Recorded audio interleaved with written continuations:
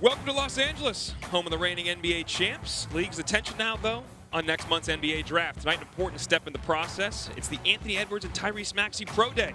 There's Maxey, the freshman out of Kentucky, projected lottery pick, stepping into Sports Academy here in LA. And Anthony Edwards could be the #1 overall selection, the freshman out of Georgia. And a couple NBA champs here. We're going to watch the young fellows, LeBron James, Anthony Davis, checking out the future. Alongside Jay Billis, I'm Dallin Cuff. Jay, just like all these players and NBA scouts, it's been an abnormal off-season right now.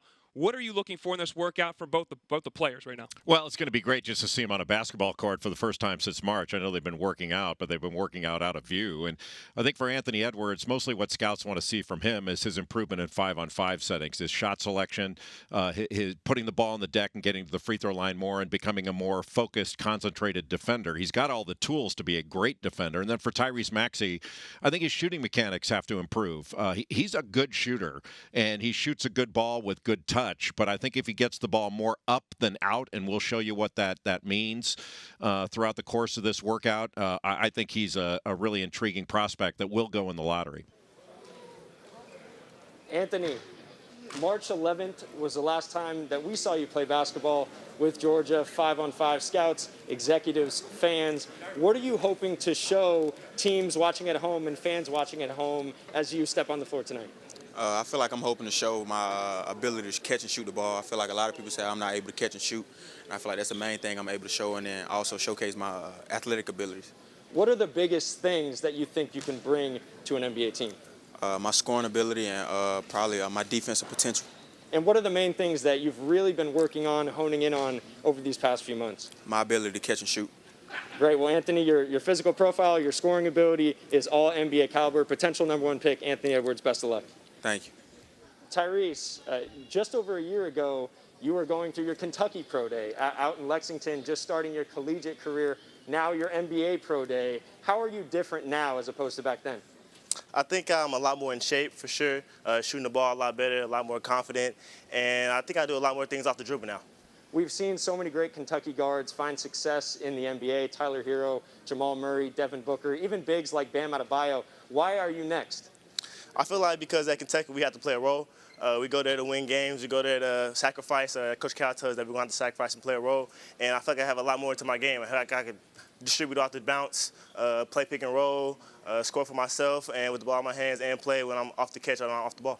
Well, Tyrese, every time we see you playing, you're smiling, you're filled with joy. So have fun tonight and best of luck. For sure. Coming up next, we're going to see Tyrese Maxey, potential lottery pick, start his Pro Day workout. It's in Tyrese Maxey Pro Day. We're in the Sports Academy in LA. You see a little bio on Maxey, 6'3", just under 200 pounds, from Dallas, Texas. Played at Kentucky for 1 year. Was an all-ace SEC freshman in the workout is beginning. They're starting with ball handling.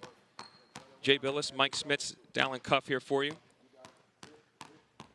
as he begins his workout. Second-team All-League player. As we touched on in the beginning of the show, it is an abnormal offseason for everybody across the world. So his body looks really good. He's really shooting the ball at a high level, and he's really taking this as seriously as any other prospect I've seen in this draft. Now, he was grinding, to say the least, and most players are out there working, but that the 4:50 a.m. wake-up when you don't know if we're going to have a season or when the draft is going to be is quite a commitment as you take a look at his normal routine, worked out with Rajon Rondo prior to going to the bubble. He's gone through some ball handling, there's some full court transition dunks. He's now going to work on some pick and roll and dribble handoff finishes at the rim. And in all these workouts, I mean, they're limited to 1-on-0. And in past years, they could play 2-on-2, 3-on-3, and at least that gave you a little bit more of a competitive glimpse into what these players are made of.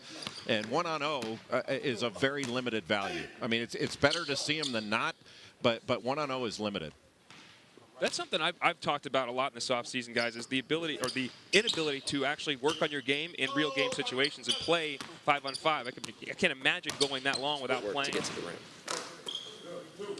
His freshman year, obviously played at Kentucky for Coach John Calipari. Coach Cal has 21 lottery picks in the NBA since he took over just at Kentucky. That is the most in the country. Here's what he had to say about Tyrese. Tyrese Maxey reminded me of the Jamal Murray.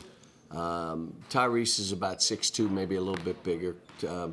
Jamal is a little bit bigger, probably 6'5", but the same kind of player. On the ball, off the ball, fight to defend, deflect balls, rebounds above the rim. I laugh every day I walk in, the kid had a smile on his face. It's a spirit about him of what he could do. And so you look at him, what you see, where you think he could be, he goes. Our kids here are not pigeonholed into one position. They're taught basketball, and when you watch him, how he shoots it, his runners, his handle, his physicalness, if anybody passes on him in a certain range, it's kind of like going to be the Jamal thing, the Shea thing. If you want me to keep going, I'll tell you, he's going to be that guy. Of course, coach is talking about Jamal Murray, Shea Gilgeous-Alexander. Obviously, Tyler Hero falls into that the energy group. department, and he's going to bring guys together and have that joy. That's obviously a huge asset aside from just his skill level and talent. 100%.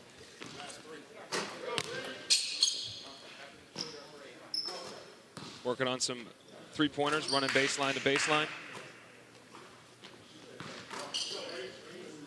You can see he is making these shots, and he's really worked on his shooting mechanics, and I think they're going to get even better.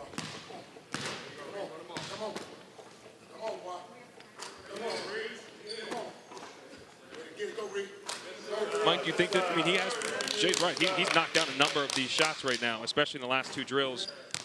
Do you think even this performance here will help assuage some fears, if there were, from some scouts? I don't think so much. You know, I think watching the guy 1-on-0 carries, you know, only so much weight. But I do think people that really like him, scouts that really like him, they know he can shoot the ball. All right, Tyrese is going to take a break at the free throw line. Back here at Anthony Edwards and Tyrese Maxey Pro Day. Draymond Green getting ready to watch Edwards go now. Maxey just finished up. And Draymond, three-time NBA champ, currently with Golden State, came out of Michigan State. He's famous for being a second-round pick, but Anthony Edwards could be the #1 overall pick in this draft. And Jay Billis is alongside myself, Darren Cup. Jay, why could he be #1 overall? Well, he's just a freak athlete that's got a tremendous amount of skill. Can get to the rim with either hand. And Tom Crean, his coach at Georgia, had said that he has never coached a player like Anthony Edwards, that he has no limits. Kind of like Russell Westbrook when he came out of UCLA, whether it's in the weight room, the sand pit, no limits. And never having a player like him, like think about that. He's had Dwayne Wade and Victor Oladipo, and saying that Anthony Edwards, you know, he's got a 7-foot wingspan. He can be an excellent defender. Mike Schmitz did a fabulous breakdown of what Anthony Edwards can be on the defensive end when he's locked in and focused on it. And I think he can be even better offensively with his shot, if his shot selection improves, if he gets to the rim even more, which will lead him to more free throws and higher percentage shots. Anthony Edwards. But the shot selection and decision-making is always the question with this young man, but I think that same piece that Mike Schmitz did with him, Jay, that you referenced, he was very aware of some of the decisions he didn't make properly, kind of desire to watch film, to learn from it, to get better. Because he has all the physical tools, he's still a young man learning the game on both ends. Because defensively, he even said sometimes he just kind of checked out on that end of the floor. I'm doing the Peloton every day, but as Doc Rivers said to me several months ago when we were on some Zoom call, he had said, I work out every day. I work out 5 days a week, but my refrigerator's open 7 days a week. That's how it works, man. Anthony Edwards, potential #1 overall pick. Now in some shooting drills, step back threes he's hitting, showing some range. I mean, he hasn't even come close to towing the NBA line. That might be the closest he's got, about a foot back, and he's knocking him down. This is a young man that shot just over 29% from the three-point line. Tom Crean heading into his 3rd season. He had Anthony Edwards commit before his 2nd season.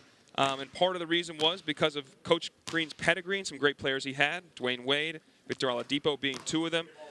Coach, thank you so much for joining us. And I want to ask you not so much about Anthony's game, but from the intangible standpoint. You've been around some of the dynamic guards and players in the last 10 or 20 years in the NBA, and so many great players overall. What kind of intangibles does this young man have measured up to some of the greats? Well, compared to some of the guys that I've had, starting with Dwayne Wade and Victor Oladipo, I think the comparison that I would make is that they are both from all three of them are tremendous teammates.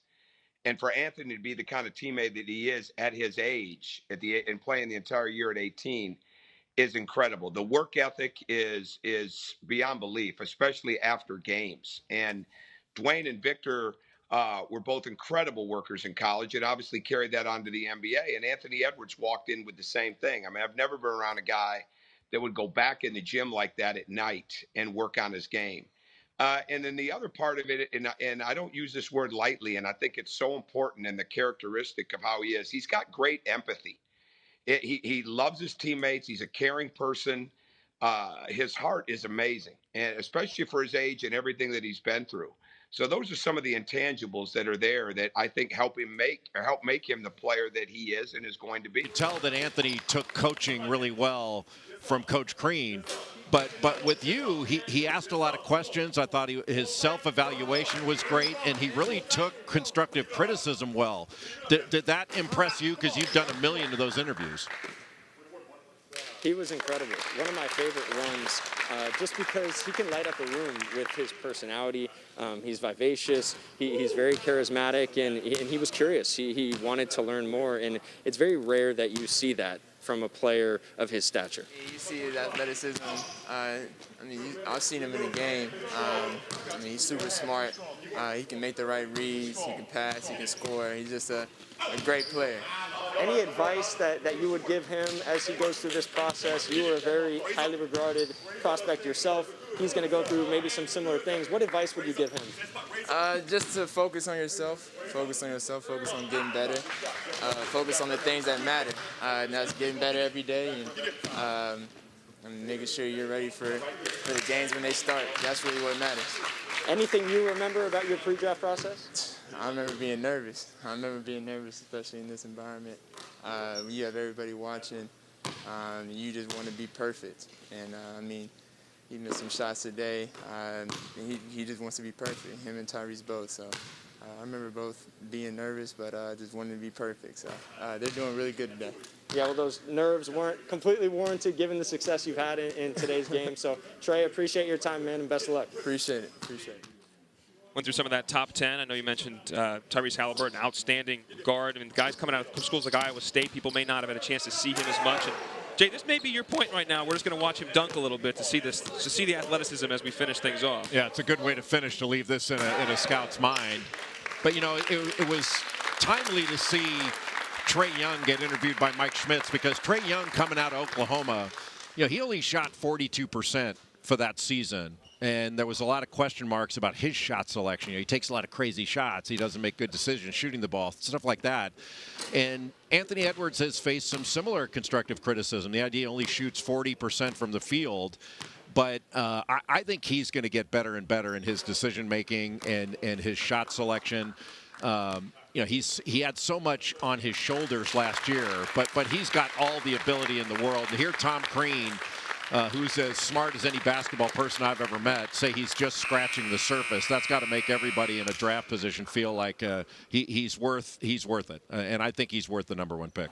For Jay Billis, Mike Schmitz, I'm Dallin Cuff. Coming up next, E60, Travis Roy. Have a good night, folks.